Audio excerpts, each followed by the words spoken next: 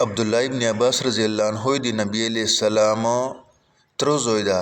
تر بورې ده نو دای فرمایي وي نبی علیہ السلام یو وری خانه کعبې ته مخامخ ودرېده او ورته فرمایي چې ای خانه کعبې یقینا چې الله پاک خواته تا مقام او مرتبه سته ده خو د یو مؤمن بنده مقام او مرتبه هغه له تا نه ډېره زیاته ده وی ای کعبې که ته چیرې درې نیم شلویاري ډنګه سې مسماره سې شهیده سې ته به بیا جوړه سې خو د مؤمن بنده زړه چې یو وری مات سي هغه بیا نه جوړېږي عزتمنو نن د تاسو موږ په خپل جان باندې سوچ وکړو چې الله پاک خپل بنده سره دوره زیاته مینه کوي او تاسو موږ چې سلوک ورسره کوو سباور نه اونچه بیګوره پورې دغه الله بنده دپاره تاسو موږ چوره راحت جوړ کړی ده او چوره مو تکلیف ورکړی ده هر سړی د په خپل جان باندې خپله سوچ وکړي او بیا نبی علیہ السلام فرمایي او الله پاک فرمایي چې زه هر بنده سره له درې نیمو شلو میندو نه زیاته مینه محبت ساته درې نیمو شلو میندو نه زیاته مینه او بیا فرمایي چې نبی علیہ السلام الخلق عیال الله فاحب الخلق الی الله من احسن الی عیاله وی مخلوق چې چوره ده که انسانان دي که جنات دي که جناور دي که درندگان دي که لړمان مارونه دي د ضررناک شیان دي وی دا ټول د ما مخلوق ته او په ټول مخلوق چې محبوب ترین کس ماته هغه ده چې دی د ما مخلوق سره ښه سلوک کوي اوس عزتمنو مار لا لړم چې ده هغه به ته غروي چې شوروي که په کټ پیچلموي نه بلکې مار دا لړم ده مړې کا خو ظلم مه پکوه په اور باندې مه سوځوه ځکه چې الله پاک فرمایي وي په اور باندې سوځول چې ده دا ایما صفت ده ایما بنده به په اور باندې چوک نه سوځوي داسې جناور د علالوي په طریقې باندې ذبحه کوه ظلم مه ورسره کوه نو دغه رنګ چې کومه دی انسان سره دی چې کومه دی سړی تیرای نه کوي ظلم دی نه ورسره کوي عفو درګذر معامله دی کوي نرمي دی ورسره کوي او نو ځکه الله پاک فرمایي چې مخلوق چې چوره ده دغه ټولو د ما ټبر ده دغه سره دی سړی ښه سلوک کوي او قرآن پاک چې یو صورت ته چې پیغه چې الله پاک د خپل بنده فضیلت بیان کړی ده چې والتین والزیتون وطور سینین وهذا البلد الامین لقد خلقنا الانسان فی احسن تقویم وی قسم می دی په انجیر بوټي باندې او په زیتون بوټي باندې او په مکې معظمې باندې او په تور سینا باندې دا څلور قسمونه یې خوړلي دي نو مفسرینو لیکلي دي چې دا تور او تین او زیتون دا ډیر قیمتي بوټي دي دا ډیر قیمتي بوټي دي او د برکت وال بوټي دي انجیر خو اسی چې کومه دی و میوه ده خوږه میوه ده او زیتون چې کومه دی د دیوال تیل ډیر قیمتي دي خو لیکن شبیر احمد عثماني رحمت الله علیه لیکلي دي چې دینه زیتون وال او بوټی نه د مراد انجیر بوټی نه د مراد بلکې دینه هغه غرونه مراد دي چې کوم ځای د دوه قسمه بوټي پیدا کیږي او دغه هغه غرونه دي چې دو خواته بیت المقدس پروت ده او بیت المقدس چې حضرت عیسی علیه السلام پیدا سلی ده نو ځکه چې کومه دي دا دوه غرونه الله پاک مثال چې بیان کړله او بیا الله پاک قسم خوري په توري سینا باندې چې کوم د کوه تور د سینا والغر د پیغه باندې الله پاک قسم خورلای دا چې قسم می دی په کوه تور غر باندې او په دغه غر باندې الله پاک ځکه قسم خورلای چې دا هغه غر دا چې په کوم غر باندې الله پاک موسی علیه السلام سره خبرې کړې وي الله پاک خپل محبوب ته ملاقات ورکړای و چلرم قسم الله پاک په مکې معظمې باندې خوري مکه معظمه چې ده هغه ځای ده چې دې ته دوه فضیلتونه حاصل دي فضیلتونه خو ډېرو ته حاصل دي خو دا دوه مشهور دي یو خو په دغه دي چې الله پاک د ټولې دنیا سردار حضرت محمد مصطفی صلی الله علیه وسلم پیدا کړی ده او دوم چې کومه ده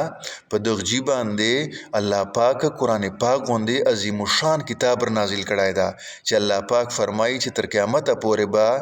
د دې یو آیت مثال چوک نه راری د یو صورت مثال به چوک نه راری چې دغسې صورت یا آیت پیش کی نو دو چلورو قسمونه بعد الله پاک فرمایي چې لقد خلقنا الانسان فی احسن تقویم یقینا دا انسان ما په کښلي صورت په کښلي اندازې چې پیدا کړی ده د لاس په خپل جي پښې په خپل جي سترګې په خپل جي پزه سر په خپل جي دا کچېرې الټه پلټه وی چوره بد به ښکارېدل نو عزتمنو د بنده الله پاک باندې چوره زیات ګران ده چوره زیاته مینه ورسره کوي او تاسو موږ د په خپلو جانو باندې سوچ وکړو چې تاسو موږ چوره زیاته مینه ورسره کوو چې قسم سلوک او رویه ورسره ساتو چوره په دا ګردیر وجې چې تکلیف ورکوو او چوره چې کومه دي اسانتیا ورته جوړوو نو پکار دا ده چې چور سړی نه کېدلای شي بل مخلوق ته د خیر غواړي تکلیف ته نه ورکوي هغه که په لاس سره یي که په زبان سره یي که په نورو اعمالو په نورو افعالو سره یي اوس عزتمنو شپې په ټیم باندې چې دا کومې بکسې غږیږي اوراګانې شوري دي نن سبا نو بکسه ماخوستن جمع بعد شوري سي لا مشام لا ماخوستن نه شوري سي 11 بجو پورې لګیایي دوره په چیګ اواز باندې لګیایي چې په کورو چې چوک سترګه نسي پټولای په دغو کورو چې ډیر زڼکي دي چې هغه به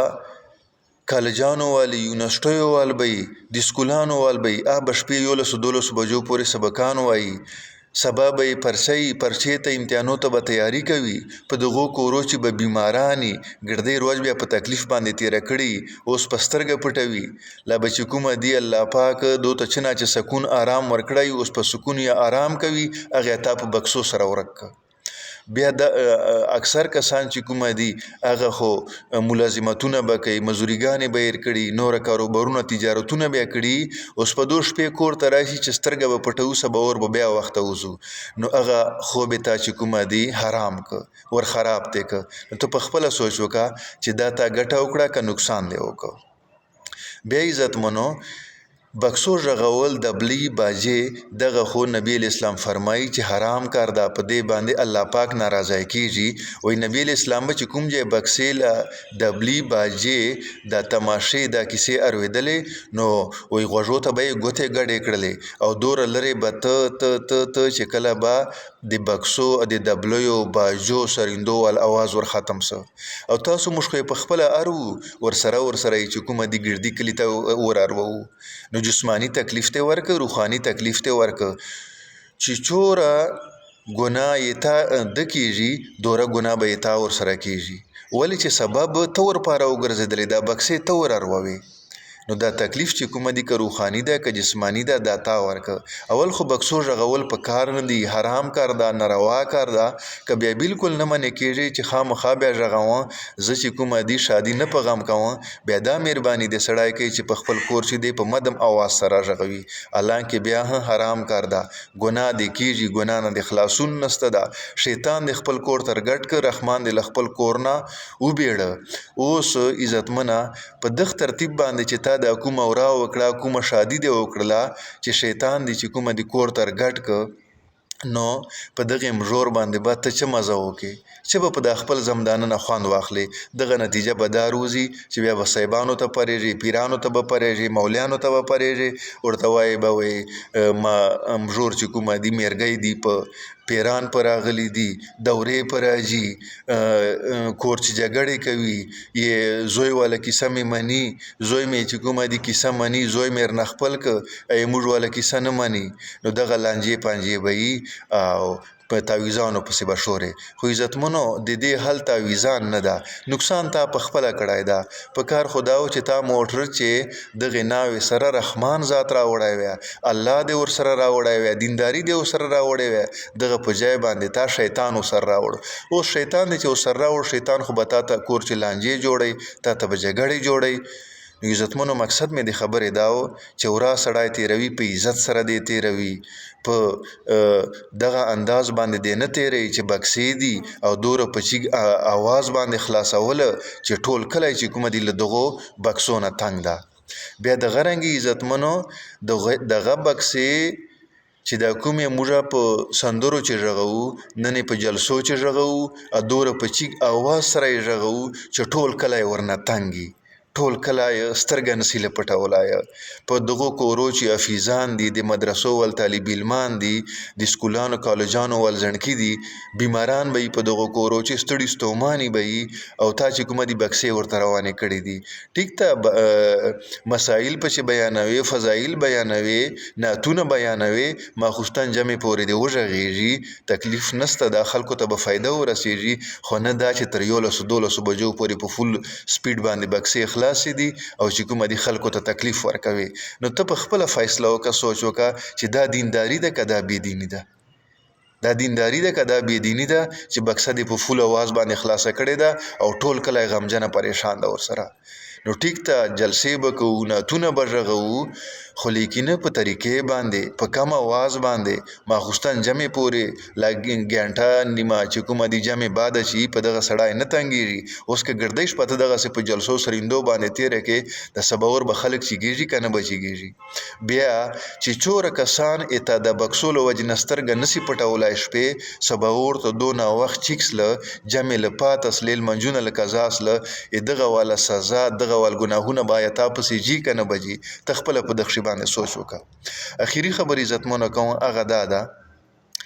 چې جوماتو چې اذانونه کېږي لوسپیکر پسې لګېدلي دي، دوره په فول سپیډ سره د لوسپیکر خلاصي چې د بانګو چنګاره خېږي، اذانو ټنګا خېږي. آیا دوره په چیګ اواز سره اذان پکار ده؟ اسلام د دې اجازت ورکوي. په محلې چې 100 کورونه او اواز چې کومه دي اورې که خېله د لوخېل ته رسېږي، په ګردي کلي چې د ولو سپیکر وال اواز رسېږي او چنګاره یې خېږي. نو آیا دوره په چیګ اواز باندې پکار ده؟ دا اخلاق دي. په دوره انداز باندې د لوسپیکر پکار ده چې د تا محلې ته اواز ورځي. ولې چې هرې محلې چې جومات سته ده، په هر جومات چې تقریبا لوسپیکر سته دي، نو که چیرې د هرې محلې ول لوسپیکر په دوره انداز باندې لګېدلی چې خپلې محلې ته وراروي، خلک به نه ورنه تنګېږي، ته به زور نه ورسره کوي، غاړه به دې نه خرابېږي، لوسپیکر به دې نه خرابېږي. نه دا چې لوسپیکر ته چې کومه دي فول اواز ورکه. نو اذان دې سړی کوي په طریقې باندې دی کوي. الله پاک ته دا عمل نه ده ور محبوبه، دا ښه خبر نه ده. الله پاک فرمایي ان انکر الاصوات لصوت الخمیر، بدترین اواز چې ده هغه د خره وال اواز ده. نو سخت اواز چې ده، تیز اواز، بې د ضرورته چیګ اواز الله پاک دا نه خوښوي. د جمع غوندې لوی عمل چې نبی علیہ السلام د سلګدن حالت چې دا او بیا چې کومه دي دای جمع ته لاړ، یو طرف ته حضرت عبدالله ابن عباس رضی الله عنه اوژه ورکړې ده او بل طرف ته حضرت علی رضی الله عنه ورکړې ده او دای جمع ته بوته. او کتابو لیکلی دي چې دا یې په ولاړې روغ درېدای نسلیا پښه نسلیا چې ګولایه هغه د پښې غټې ګوتې چې کومه دي تر جوماته پورې مسجد نبوي پورې لیکه کړې وه، خو لیکن بیا د جمع لمونځ نه قضا کوي او هلته چې ناسته په ناستې باندې وکړه. او دغه عظیم الشان لمانځه په باره چې کومه دي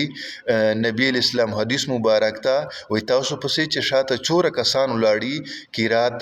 په دوره اواز سره کوو، نه دا چې تاسو اواز ګردۍ محلې ته ورسي. که 5 صف تر پسې ولاړو 5 صفو په مقدار باندې، که 1 صف تر پسې ولاړو د 1 صف په مقدار باندې د سړی چې کومه دي قرات وایي، غوټه دی نه وایي. نو لمانځه پاره خو عزتمنو دا حکم ده. بیا اذان پاره دا حکم څه چې په ټول کلي چې د ټنګاره خېږي په طریقې باندې او اذان پکار ده، په یو مقدار باندې اذان پکار ده. سړی د چاته په دې سره تکلیف نه ورکوي. الله پاک ته په دوه خبرو باندې ماته تاسو ته ټول عالم ته د عمل کولو توفیق ور نصیب کړي. واخر دعوانا ان الحمدلله رب العالمین.